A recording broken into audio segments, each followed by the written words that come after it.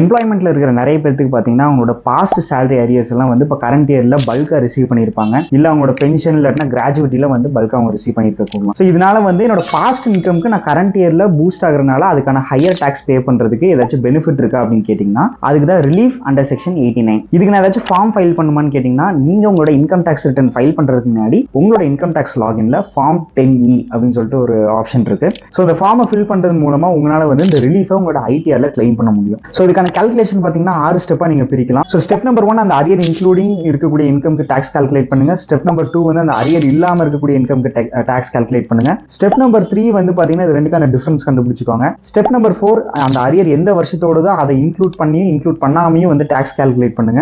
So step number 3 and step number 6க்கான difference எடுத்து பாருங்க. இன்கேஸ் ஸ்டெப் நம்பர் 3 வந்து 6ஓட ஹையரா இருக்கு அப்படின்னா அதுக்கு நீங்க ரிலீஃப் கிளைம் பண்ணிக்கலாம். இதுக்கான கால்குலேஷன் ஷீட் உங்களுக்கு வேணும் அப்படின்னா கமெண்ட்ல மெசேஜ் பண்ணுங்க. இது போல ரெகுலர் அப்டேட்ஸ்க்கு stay subscribe with tax with Surya.